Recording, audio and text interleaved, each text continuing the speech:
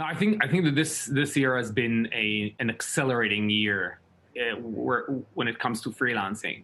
Now, freelancing has been a growing force for the past decade, and this year, because of this transformation into digital, a lot of it was moving online, which is exactly what Fiverr is designed to do. It's designed to move the offline freelancing, which is the majority of the activity, into the online.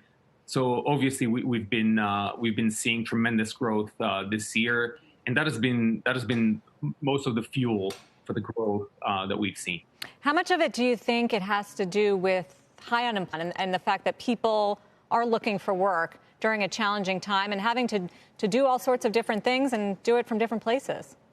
Yeah. So some of it is definitely, and there's a lot of talk about the winners of the corona, and what keeps me very encouraged and optimistic is the fact that the growth of Fiverr is actually fueled by the success of the freelancers and the businesses that are actually using the platform, which is very encouraging because we've seen a lot of people. Some of them were unemployed, and some of them had cutbacks in their salaries, and they wanted to augment on their existing income. And I think that this was a moment where a platform such as Fiverr was shining. So I think some of it has to do with it. But as I've said, freelancing has been a growing force for many years. It's a new career path. It's a lifestyle choice. And if anything else, it was just an accelerating event this year. So do you think a lot of your users, Micha, have discovered that in fact they can make a lot more money by having multiple freelance jobs than, say, one steady, tied down permanent job? And the platform essentially just gives them the opportunity to test that before having to take the leap of faith. Some of it is that. And I think some of it is the fact that a lot of freelancers were working offline, not using any platforms.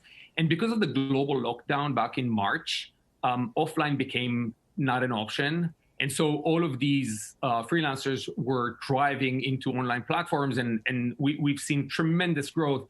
If you just take US freelancers, we had an uptick of 50% in registrations, which is double the growth of last year. So I think that freelancers are discovering the online and seeing that this is a viable option for them. And actually, there's more freelancers engaging on the platform, and all of them are making much more money. We're just going to ask, which are the highest paying freelance gigs right now? Well, so if there's something very strong this year is digital transformation. A lot of businesses understand that in order to survive, in order to thrive, they need to move their business online. So anything that has to do with that, with online presence, starting with basic services such as setting up a website, to software development, content writing, video productions, drop shipping, e-commerce functionality, all of that has been on the rise this year. Anything, Micha, that you don't currently have on your platform that you'd like to add, but for whatever reason there's been a hurdle for it to see demand really pick up on your platform?